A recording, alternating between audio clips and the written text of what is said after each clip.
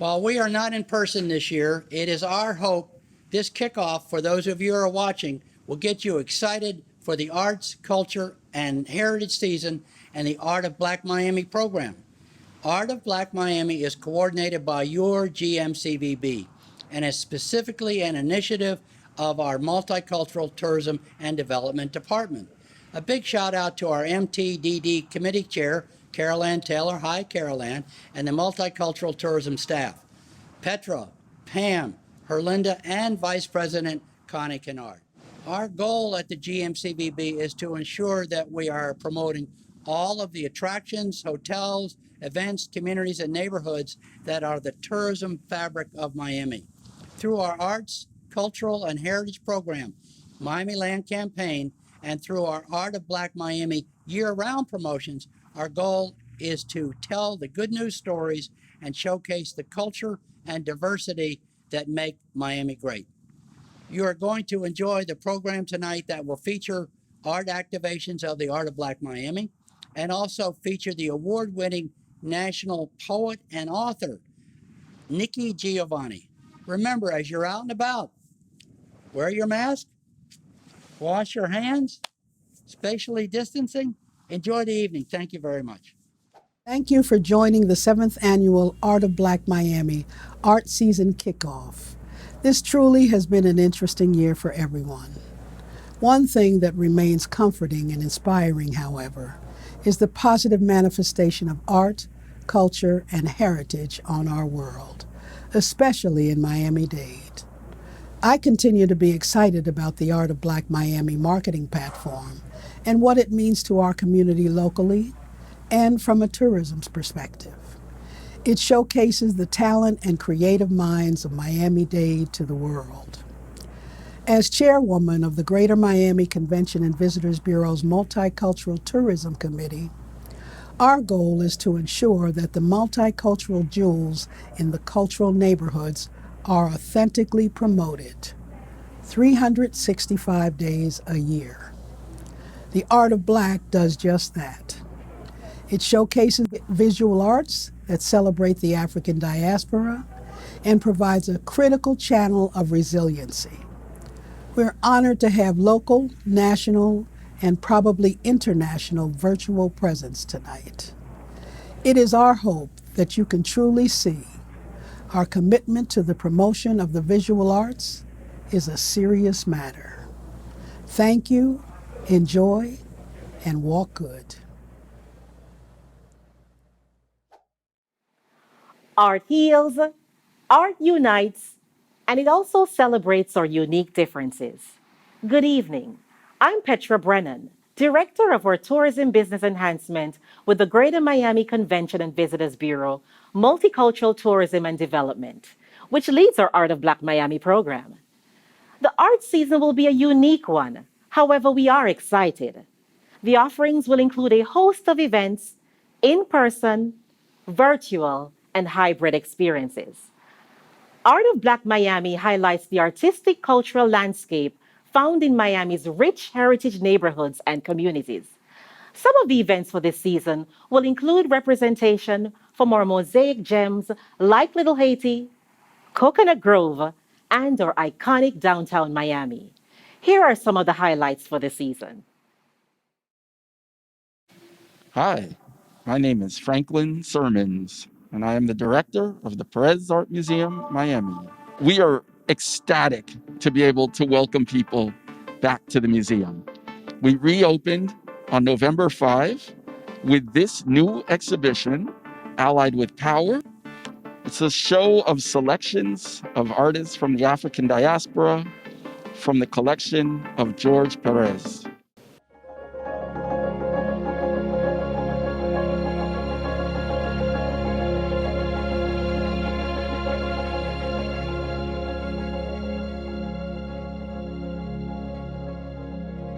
This exhibition showcases the works of African and African diasporic artists from the Jorge M. Perez collection.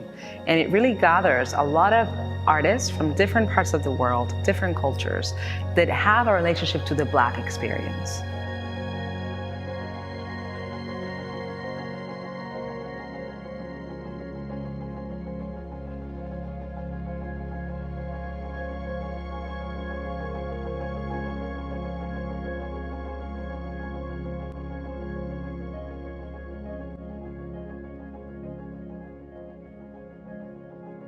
The artists work in a lot of different types of mediums: abstraction, representation, questions of identity. You'll see photographs, you'll see paintings. Here we're trying to create space and visibility to artists of color from different parts of the world who have different national histories. However, they all share an experience of Black oppression that is very important, or is in conversation right now.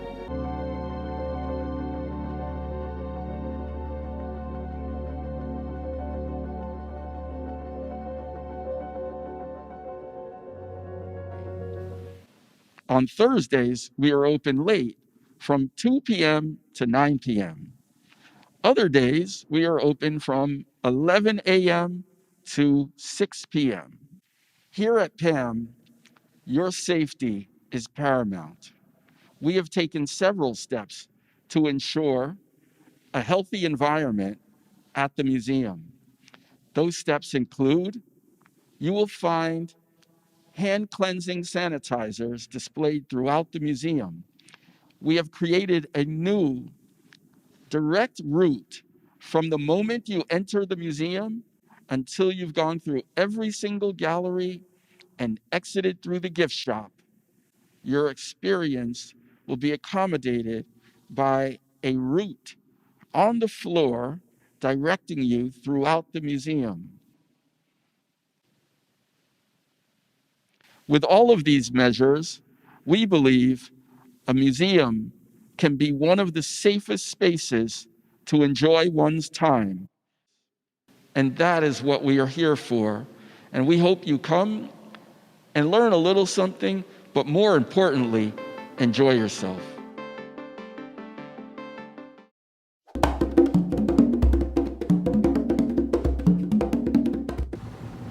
Hi, my name is Patty Vargas. I am the creative producer for Umbrellas of Little Havana Art Festival, part of Art of Black Miami, in the beautiful Futurama Art Building.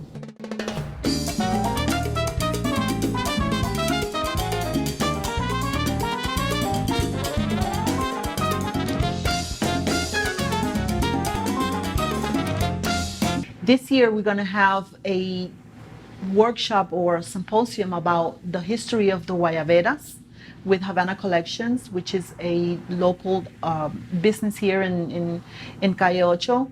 And we will also be speaking with the artists that have painted the umbrellas.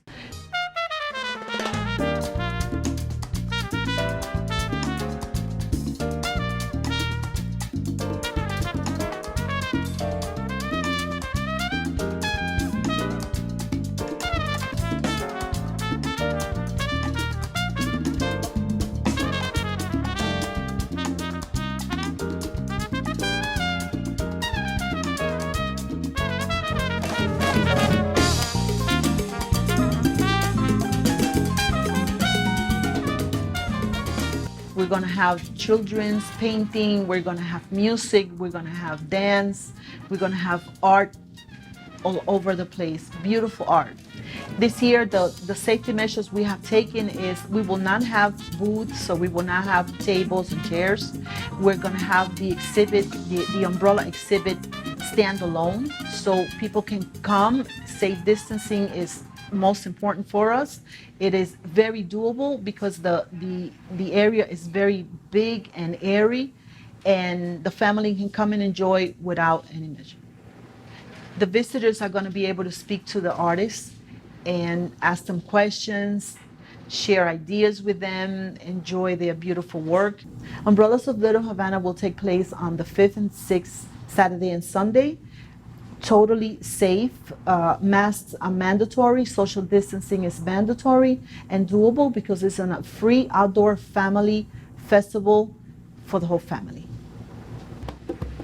I want the visitors who come to enjoy the art, enjoy the area, enjoy the beautiful work that they've done, and also, like I mentioned before, it's for sale, and to come back next year where we're going to be bigger and better.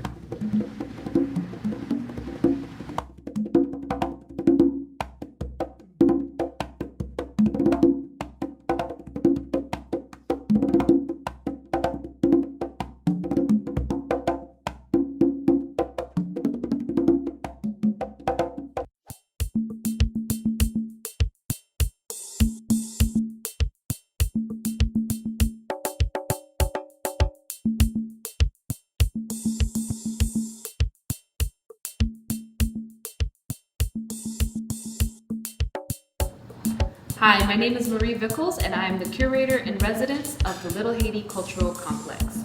And I am so pleased to tell you and share about the upcoming Miami Art Week 2020 exhibition program that we are presenting with the support of Art of Black Miami. This year, we are taking into account the various challenges, but also opportunities that we have to present art programming that focuses on the local Miami artists that we so dearly love, and also the 12th year of programming of the Global Borderless Caribbean series. I'm delighted to have the Art Black Miami being interested in our activities, and we're delighted that they will promote and diffuse this, the fact that we're doing this thing despite this pandemic.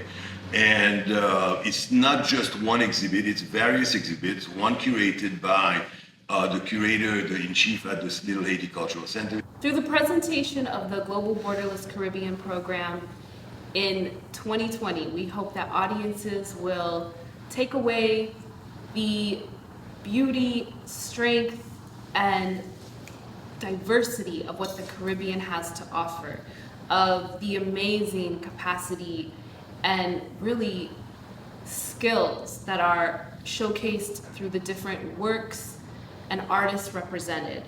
Artists that are primarily based here in Miami, but artists that are also coming from all over the world, just showing how deep and how expansive the Caribbean and its diaspora truly is.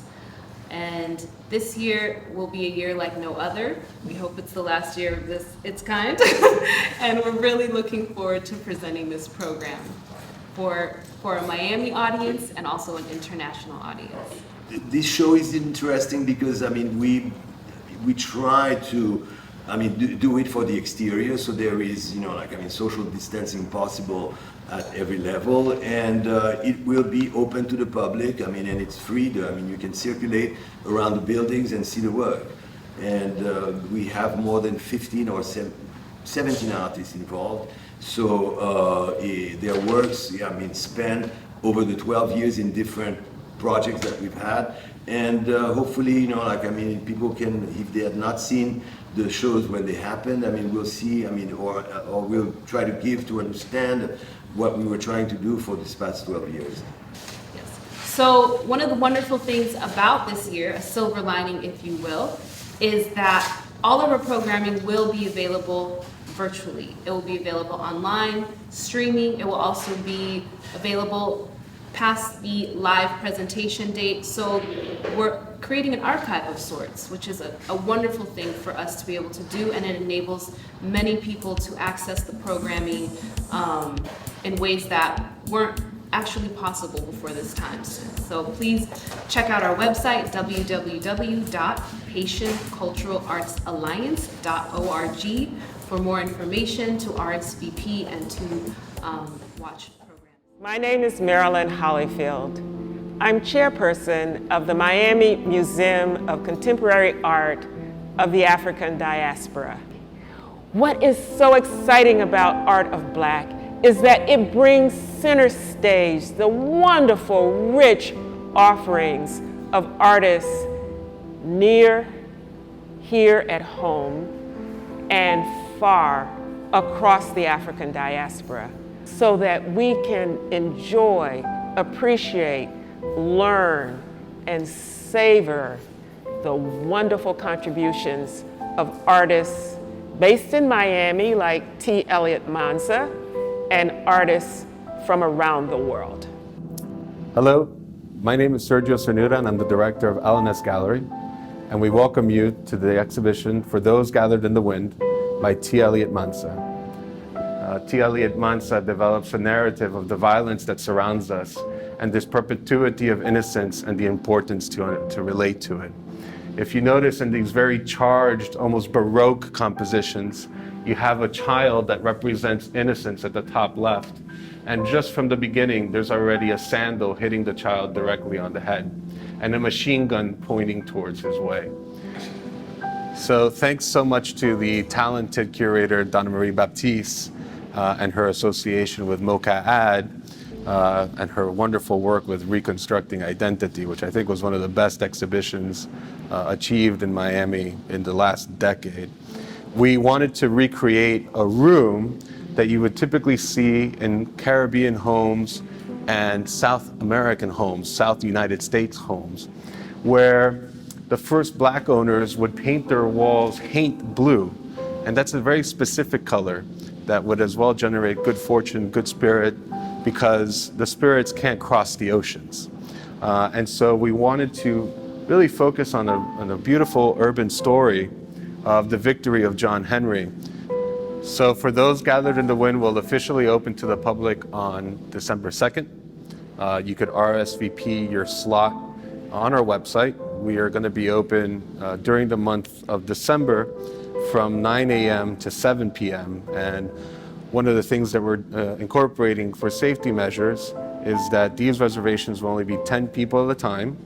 If you forget to bring a mask, we'll have a mask ready for you. And we have all different types of hand sanitizer and alcohol bottles throughout the gallery for your safety.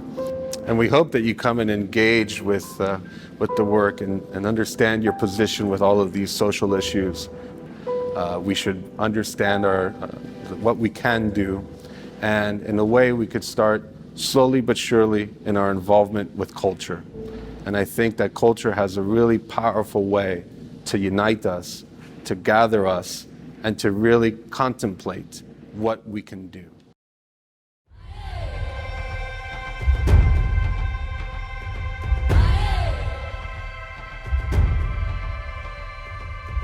My name is Mikhail Solomon. I'm the founder and director of Prism Art Fair. Prism is a contemporary art fair based in Miami that focuses on African and African diaspora contemporary art. We are hosting our 8th edition in Miami, however, online to protect the health and safety of our exhibitors and our galleries that are participating this year. This year, we are presenting our exhibition through an idea called Noir Meditations on African Cinema and its Influence on Visual Art. This concept really allows us to think about how film and visual art intersect. It is curated by myself and independent curator and artist William Cordova, who is also based here in Miami. What we do hope you take away from this year's fair is that you will get a very large understanding of what the global African diaspora contemporary art space is like. You'll get to meet artists or see artists who are from locales as far away as South Africa, Zimbabwe, Ethiopia, Nigeria, Jamaica, Barbados. So you'll get to see artwork from all over the world. You'll get to hear conversations that are enriching.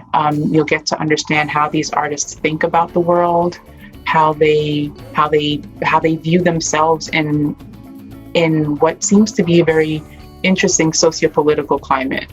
This year, to supplement our programming and to connect to our focus, which is Noir Meditations on African Cinema and its Influence on Visual Art, what we're doing is hosting a series of film screenings as well as panel talks with artists and filmmakers so that we can highlight the overlap of these two genres together. All of our film screenings and panel talks will be taking place on the Thursdays and Fridays of every week between December 1st and the 21st. Ticketing for specifically for our film screenings are $5, so it's a nominal fee. We wanted to make it nominal to make sure everybody and anyone can attend.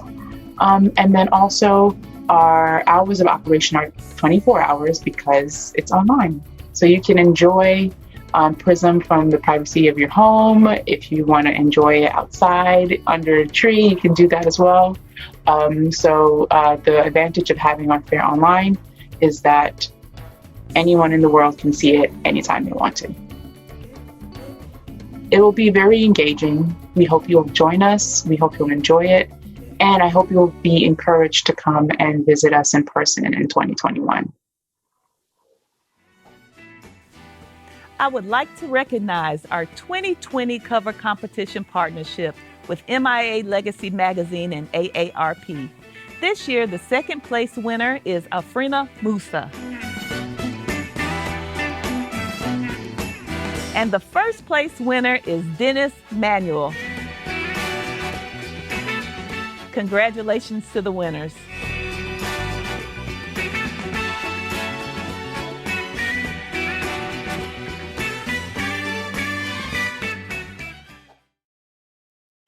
Nikki Giovanni.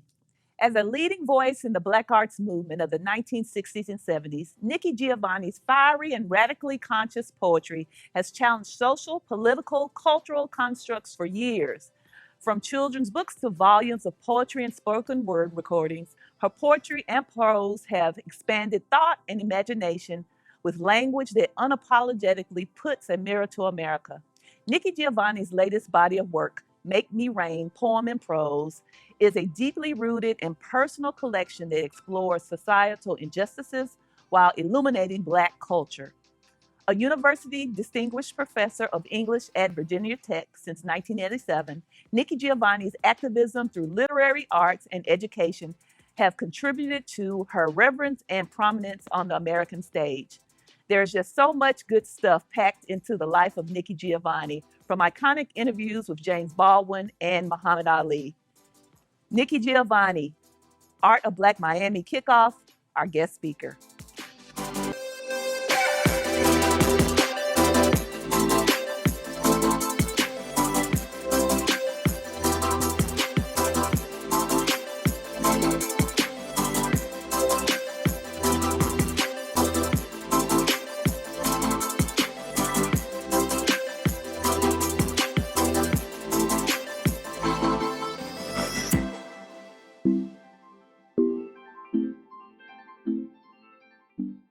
Nikki Giovanni, thank you for being a part of our Art of Black Miami Kickoff virtual experience.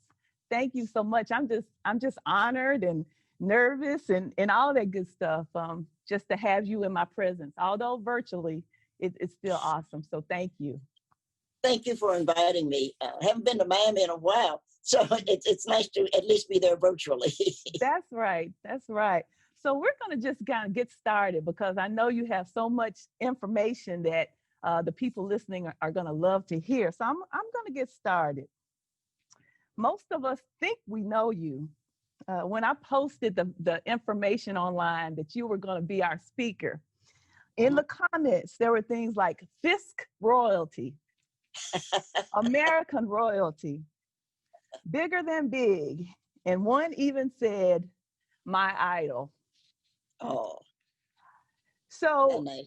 In that vein, you participated also, you mentioned that you hadn't been to Miami in a while, but you participated also in the Miami-Dade Book Fair in 2013. So you were here.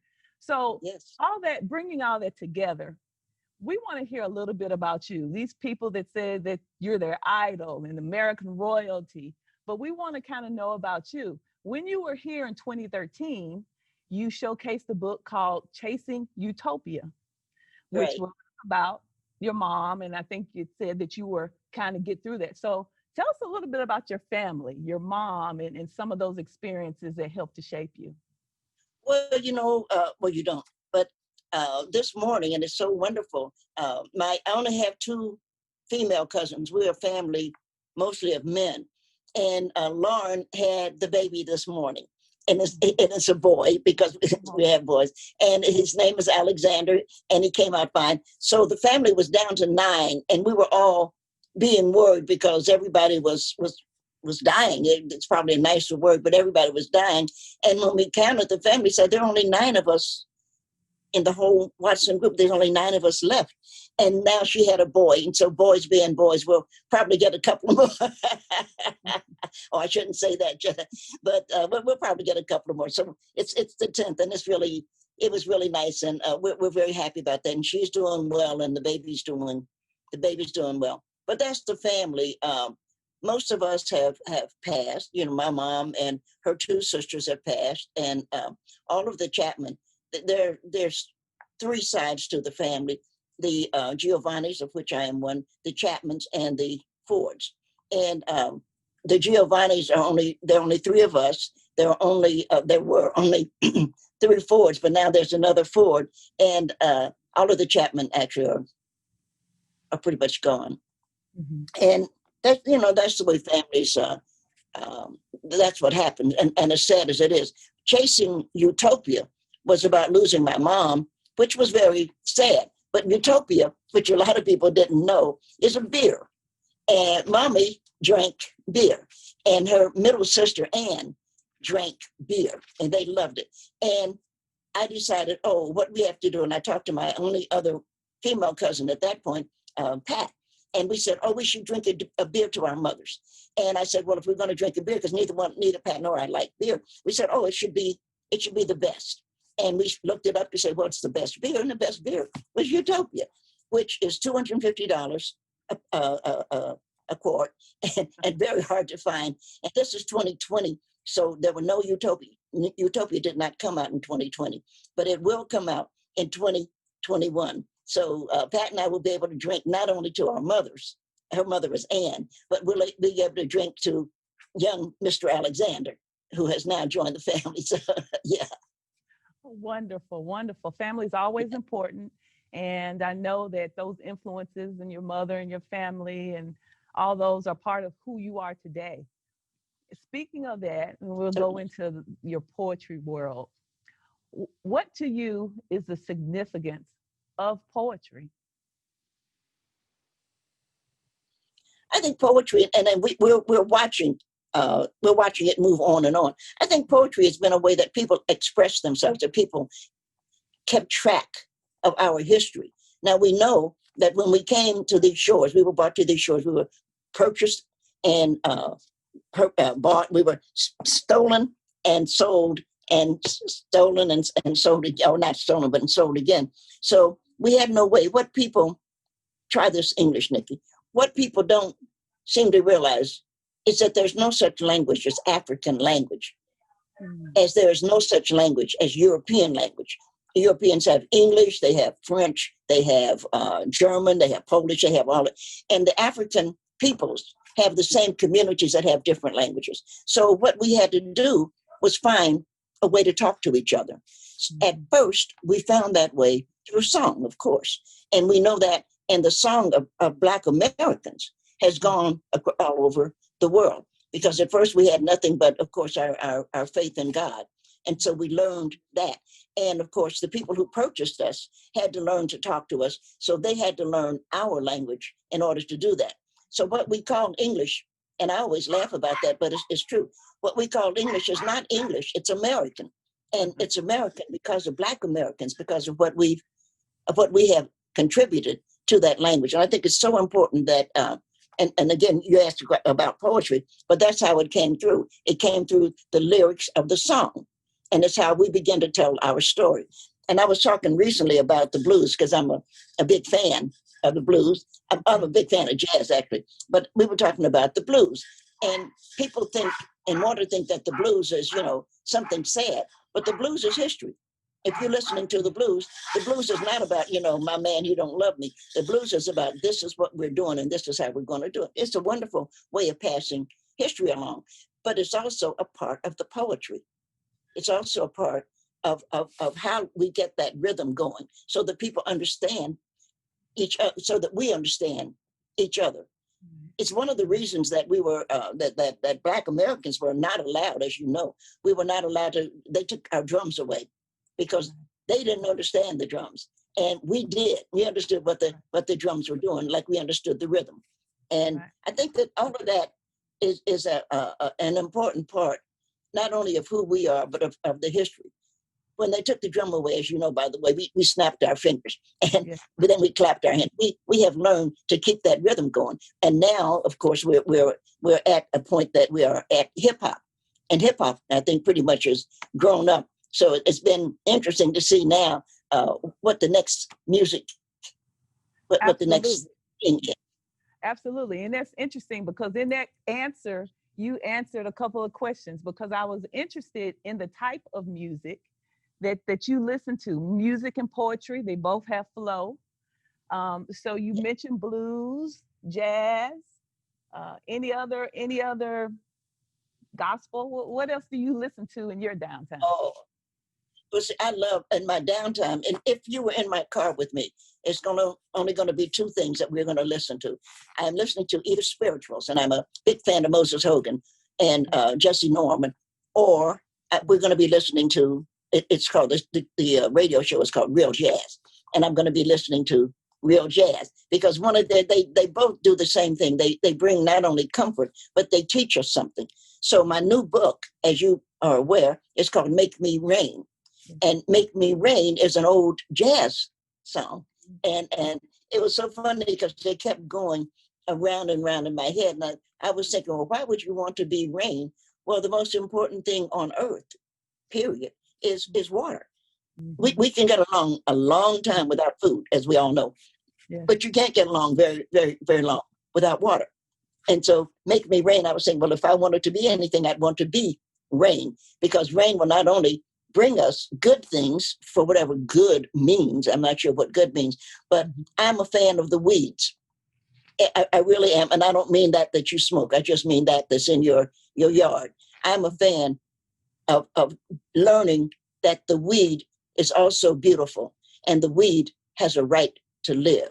So you end up in a community that people say, oh, you ought to get rid of those weeds in your, look at those weeds. And I'm thinking, the weeds have a right to live. We are the people that don't understand the weeds because the weeds understand us and they have a right to be in the yard. That's right. That's right. That's a very great perspective, because really everything in this world pretty much has a purpose, even the weeds, you know? And so I think that's great. And since you brought up your book, I got this book here, Make Me Rain, and you talked a little bit about the inspiration.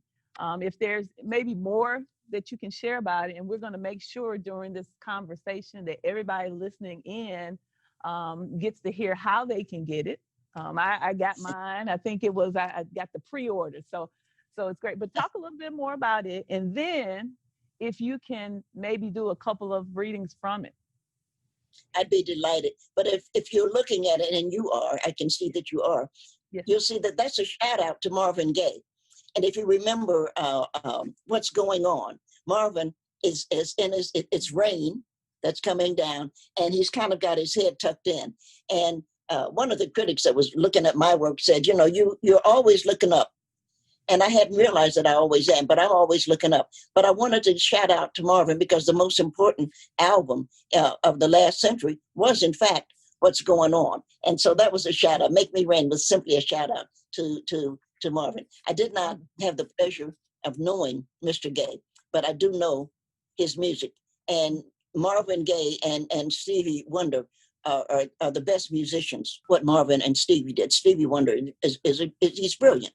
And I'm so sorry that we lost Marvin so early. It was a great loss because you could see where he was going, what he was doing with it. And it's like, wow, you hate to see that go.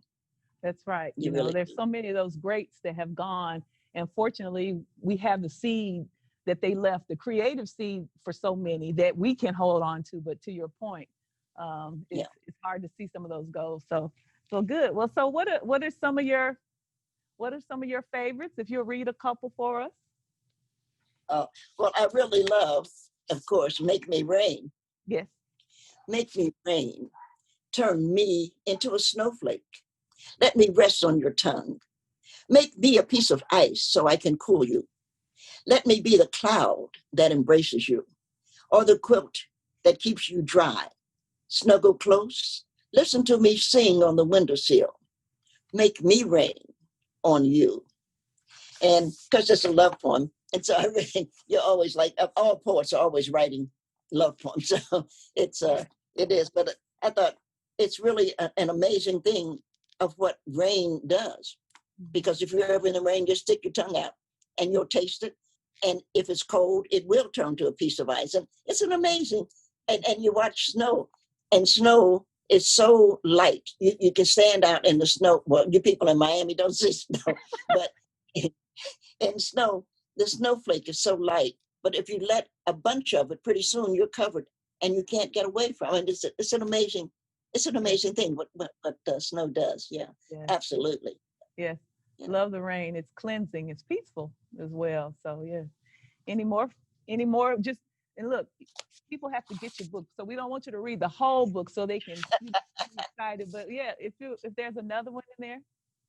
Oh, this is called vegetable soup because I wrote this for my granddaughter. I think I'm afraid of growing old. My eyesight will fail. I won't be able to jump rope.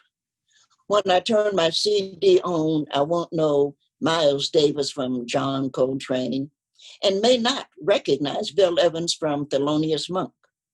No one will want to be around me because I will be sad about what I've lost.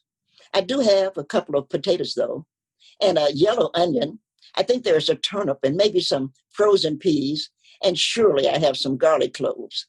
I hope there is a piece of ham hock, a can of tomatoes, and with any luck, a yellow and green squash, always. There is a stalk or two of celery, and of course, 3 or 4 carrots.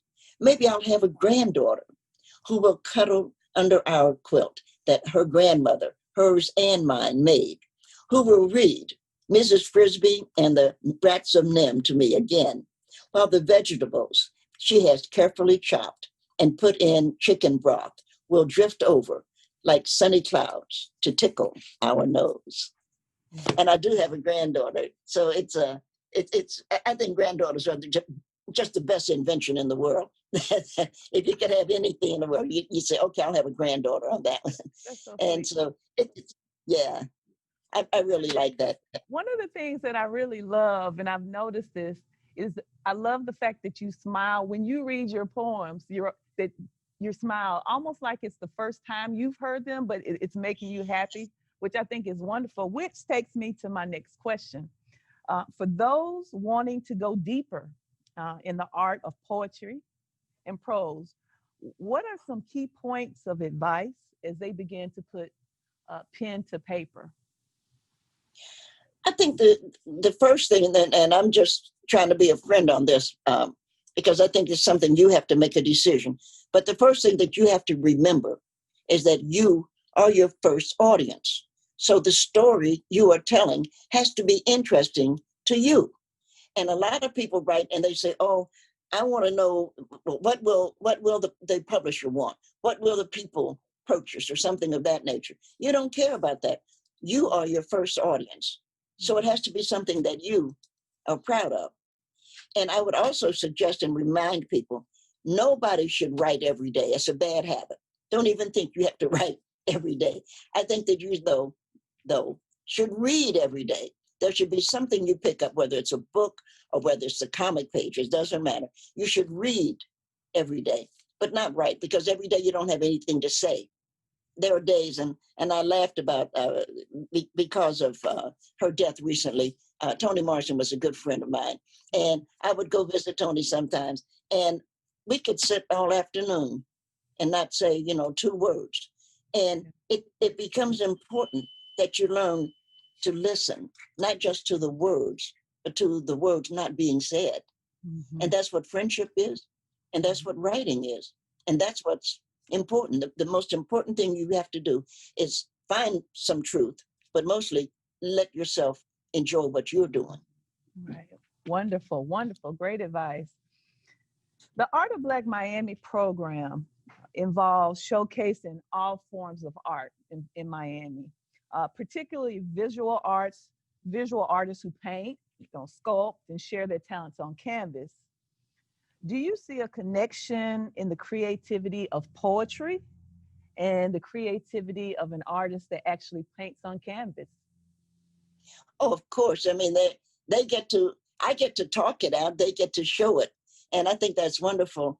And of course, being in Miami, somehow, let me just say this, somehow the air has to show that you're around one of the most brilliant writers in America today. And her name is Edwidge Danticat. Edwidge is just a wonderful, wonderful, wonderful young lady who has taken writing someplace else. So if I were in Miami, the one thing I do is read Edwidge, of course, which I do. And then I would really start to paint what it is I am learning and emotionally receiving from her work. Wonderful, wonderful. So 2020 has been interesting. We all know that. Have you found that your creative brain has been beneficial during this time? And in addition to poetry, which I'm sure you know you've been writing, what are those other things that you do in that creative space that you like to do during this time? So what have you been doing staying safer at home? Well, I have been staying home. I haven't been traveling since last March, and I like to cook. So I have been experimenting with a lot of things. Some of it I've had to throw out, to be honest, because sometimes things just don't work. You just throw it out, and sometimes it does. And I have a new recipe. But I enjoy the cooking, and I am behind. Believe it or not, I am behind on my reading. I would have thought when this COVID started, I said, oh, not goody, because one doesn't say goody for something like the COVID, but I thought, oh, I'll have more time to read because I'm a little behind on my books. And I do teach. I teach twice a week. We at Virginia Tech won't be, I teach in a classroom. We won't be doing that anymore now since Thanksgiving when the kids go home, the young people, I should say. We won't be coming back. But I enjoyed going in. So every Tuesday, Thursday, I went in to see my students and let my students see me. But honestly, I don't know how I fell behind, but somehow I did. I did get a couple of poems written, and I've got some work done with some people that I'm very proud of working with. But it's amazing that in a world that you don't go anyplace, you all of a sudden find yourself behind. You say, well, how the hell did that, how did that happen? Right. How did that happen? So, Right. Right. I understand. You're right. And yeah. It's an interesting time because I think that, you know, it is, and you maybe can expand on this. We try to kind of find these other spaces and places in our mind during this downtime. And there's a lot there, you know? Did you there find is. that as well? Well, you know, this was a year that we had to vote. And I'm a Delta. And of course, Kamala Harris is an AKA. And so I had a lot of fun encouraging people to vote and pointing out that, you know, you AKAs owe us Deltas, because if it hadn't been for those 19 women who decided they would march, though Susan B. Anthony was a terrible person, and you know that, I mean, basic racist. And she said the only way that she would have Black women in her march for the women's vote would be if they walked behind. And, you know, the AKA said, and they're our mother, they said, no, we're not marching behind. And the women who became Delta Sigma Theta said, it's better to be in the march than not. And so the AKAs, they owe us right now. And now they've got a vice president. So I'm hoping that she takes note of that. So I did a lot with voting, and I wrote a lot on voting. And I was so glad to see the Black community, period, but particularly the Divine Nine came out. They really did their job. And we're all very, very proud of them, because you get tired of seeing people just push us around. And we are the Divine Nine for a reason. We are the brotherhood and sisterhood. And we came together to make sure that we got our sister into, she's probably pretty close to the White House. I think Joe is going to live forever. But if he doesn't, we got the first Black woman president. So I think whatever happens, nobody's going to, I think if Joe Biden died in the morning, nobody would admit it. Because that would make Kamala the president. So, Well, I am your sister in the Divine Nine. I am also Alpha Kappa Alpha woman, but my birthday is January the 13th. So if that tells you something, it's Founders Day for the Delta Sigma Theta. So there. No, it's good. We're all sisters. And that's, again, what I was so proud about the Divine Nine coming through, because they did all over the country. They came through. And I think that people thought, oh, they wouldn't. It's glad to see that we came together to say, well, wait a minute. We need to look out for ourselves, and we need to look out for what's good for us. And so I was very pleased. I was very proud. And I think the whole brotherhood and sisterhood are very proud of what we did. That's right. So you have what I call staying power. You're known generational. You're respected and celebrated from many different spaces and generations. Knowing that you have so many Nikki Giovanni fans, really of different ages, what is your thought on consistency, your own or others that you have seen that kind of have been in the mix on the test of time? What's your thought on that? Well, I think that I'm just very fortunate. And I've said it earlier to us right here. I know that I'm my first audience. So the first thing I have to do is be honest with myself. And I am a cancer. I guess the word I'm using right now is going to be a cancer person. And I was talking to a friend of mine the other day, and he's saying, I'm really amazed because I've had this lung cancer for 13 years almost. He said, how are you fighting this cancer? I said, I don't fight cancer. I know that if I start to fight cancer, I'm going to lose. What I want to do with cancer is wake up every morning, and I just want to say, good morning, cancer. How you doing today? Brush my teeth and go. And I think that we live in a world that makes us want to fight things that you can't fight. Right. So all I want to do is live with cancer. And if I'm lucky, I'll live with cancer another few years. Mm-hmm. And I think that works for me. But if it doesn't, then I didn't. But I don't want cancer or Jesus or anything else to think I spent my time here on earth fighting that which is not. I can't fight cancer any more than I could fight COVID. I do normal things. I wear a cast because what does the old thing say? A casket or masket. And, one of them doesn't matter. And I think you have to pay attention to everything that's living around us. And a part of what's living, of course, are viruses. And we cannot fight the virus. So we have to find a way to let it know, hi, we'd rather you not kill us today and go on, and you think I'm laughing, but a lot of people, because they're being so foolish, they won't just put a mask on. They were like, no, it ain't going to bother me. Yeah, actually it does. It kills you.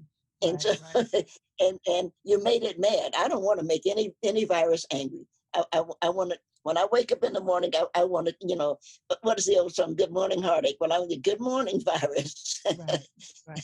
That's interesting because this is a wonderful for this conversation because a lot of what you're sharing today, really, it sounds like it's about your mindset and perspective to get through these things in the test of time.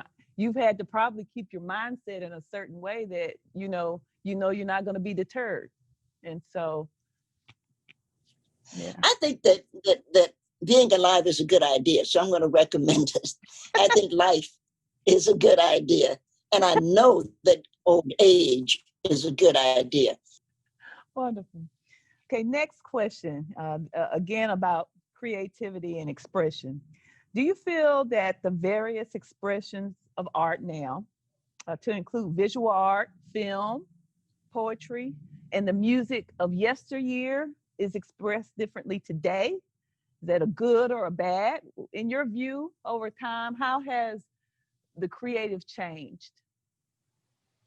Well, I think that there's an old spiritual, which I love so much. It says, we are climbing Jacob's ladder. Every round goes higher and higher. And I think that when we look at what we're doing with music, with dance, with with painting, with everything is going to be, I don't want to say necessarily better, but we have more tools at our disposal. So we have continued to grow. We are not silent, and we are not invisible. Right. We are the next best thing, actually, and I'm very proud of that because of course Black Lives Matter. I just read the new book on You Matter. You Matter. It's my friend Brian Collier illustrated it, and he just sent me a copy. And everything on earth is made up of matter, which is what the book is in. Nikki, Terry Carter wrote the poem. Everything is made of matter, and so no matter what you look at, rain. I was talking about rain, but dirt. Everything is made of matter. And then she has had the baby, and she says to the baby, and you matter. And it's going to go through all of that. And I think that's so, I just think it's so wonderful. That's a wonderful book, and Brian did an incredible job. But I think it's so wonderful that we tell our youngsters, you matter. You are a part of the matter that makes up this planet. And you have to take care of it. You have to take care of yourself because you are a part of this matter. You matter.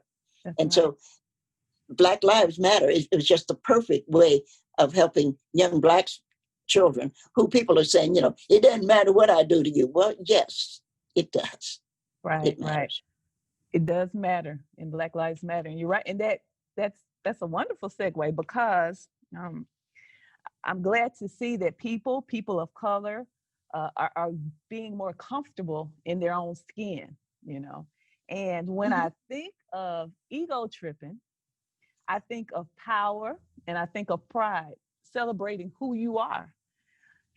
Yeah. Tell us a little bit about ego tripping. And as I mentioned to you earlier, when I was growing up, my mother was a teacher and she made sure that Black history was taught in her classroom. And so I had a privilege to hear about a lot of the greats like yourself. And I remember ego tripping.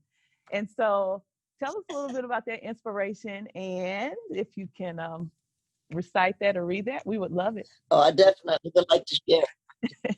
For sure. I just thought if I was making a planet, if I was making an Earth, what would I need?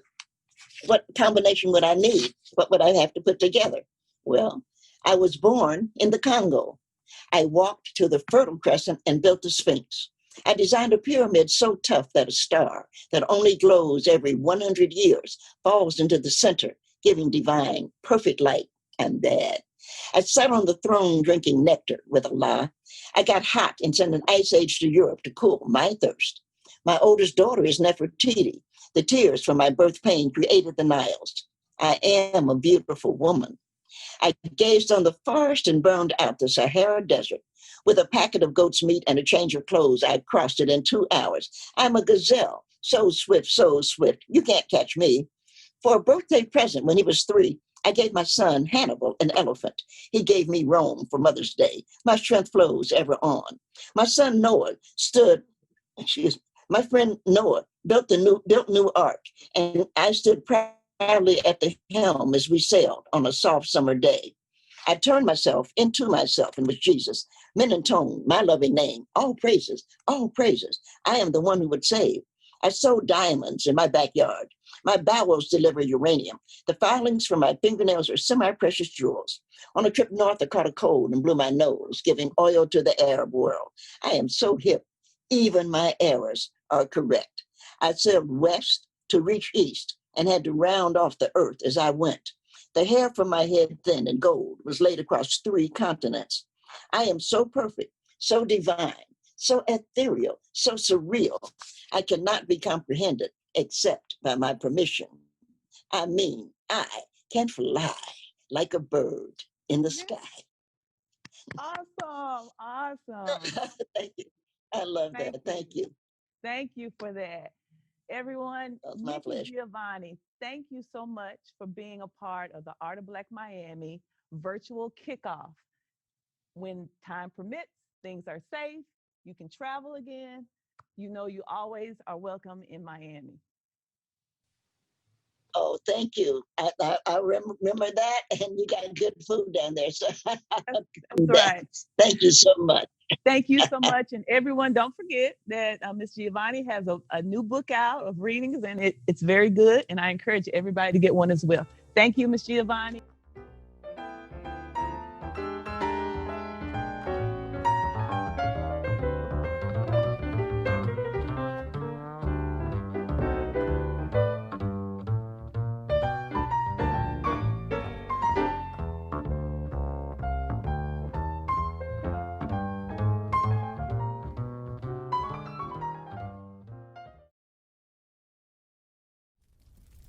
Bleached.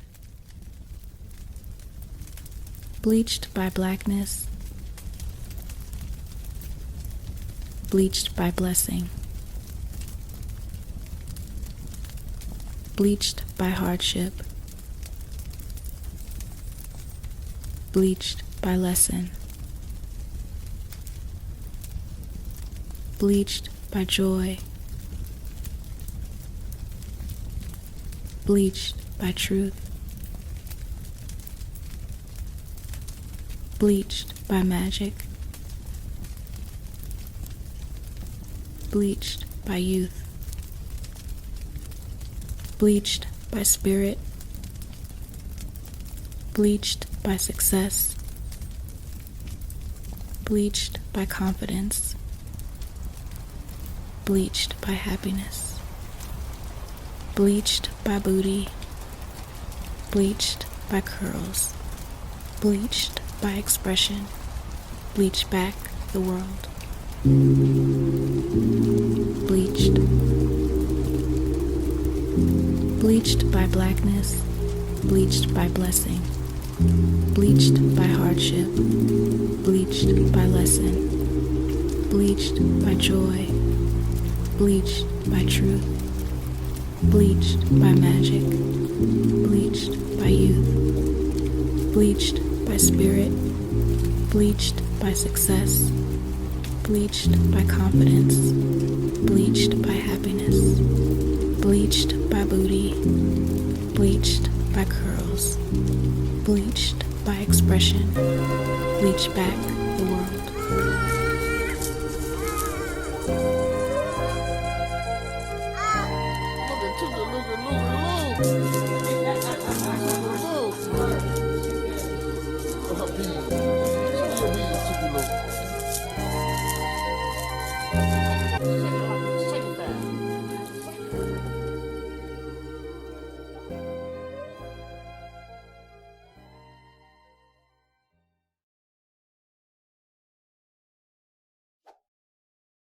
What a moving audio performance by Stephanie J. Woods.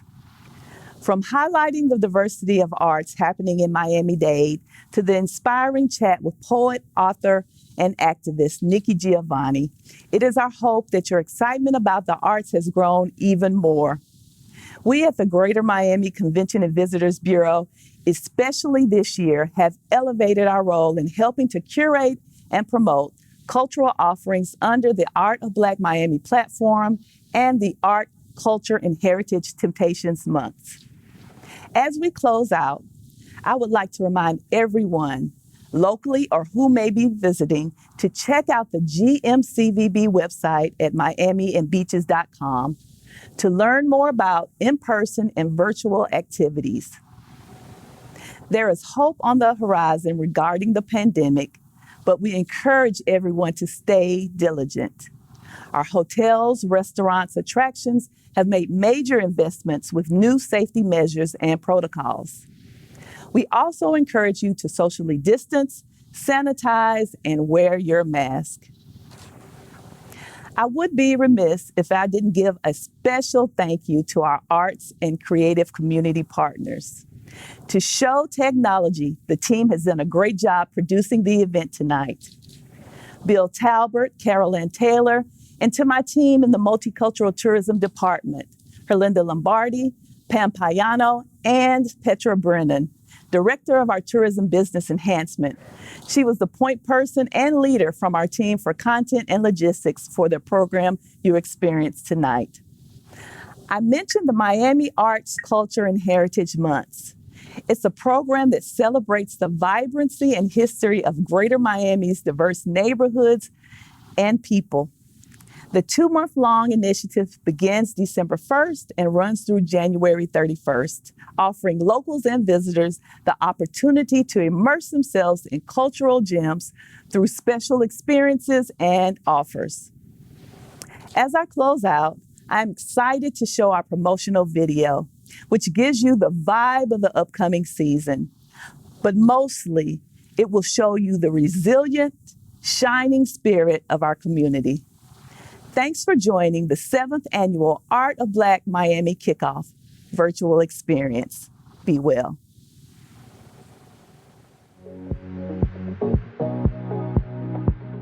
Can you hear it? See it? Experience it. Miami Arts, Culture, and Heritage Months are here. December 1st to January 31st.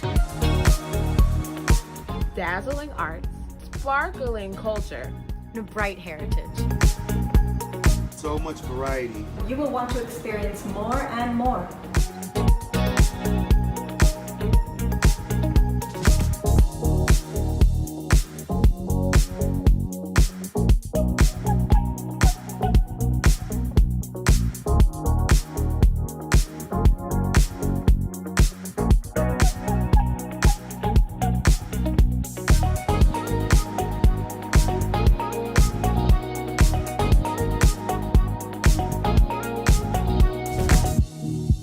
See it, Hear it. experience it. For details and special offers, visit MiamiTemptations.com. There's something for everybody. In person, within social distancing rules, or from home.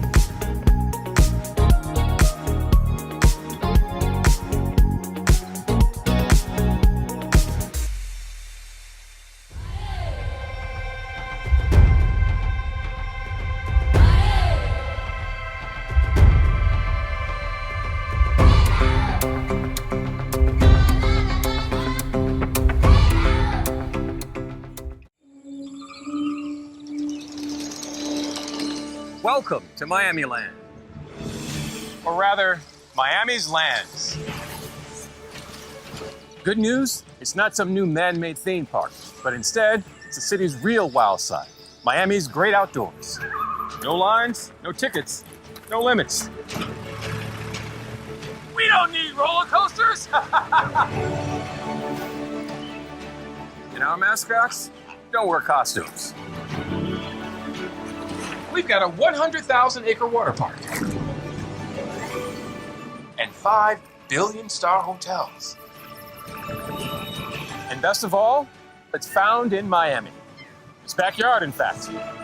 So, when choosing your next vacation, ask yourself, do you want to be a character in someone else's adventure? Or do you want to write your own? Well, there's only one kind. So hush not, child, and don't cry. Your folks might understand you by and by. Move on up and keep on wishing. Remember your dream is your only scheme, so keep on pushing.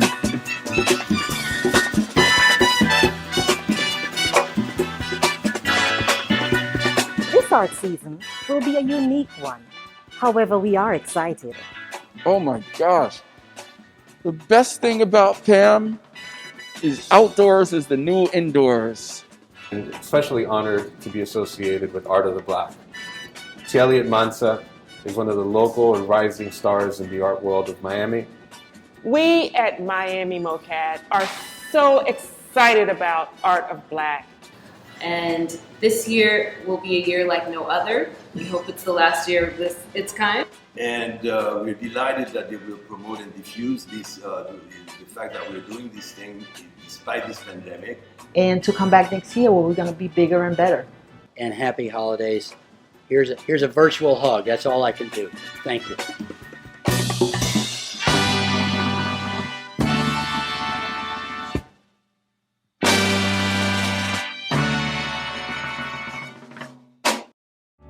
Looking to create state-of-the-art virtual events, live meetings, hybrid events, or content creation? Then look no further. With over 20 years in the industry, Showtech is one of the most trusted brands in professional audiovisual and staging production, specializing in corporate events, galas, trade shows, and conference production. Our virtual platform offers an expansive list of remote features including live stream panel discussions, breakout rooms, polling services, virtual sponsor booths, virtual sets, and live bidding capabilities. Our experienced project development team will walk you through every step of the process, from inception to execution, offer presenter training, and ensure your talent always shines on screen. Showtech's streaming platform allows you to take your event from within its four walls to anywhere in the world.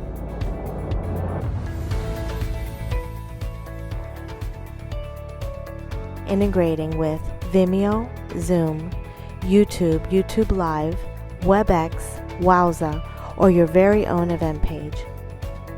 Camera, lights, bits and bytes. We do the heavy lifting, so the focus is on getting your event right. Learn with, grow with, and engage with your audience. Simply put, Simply Showtime.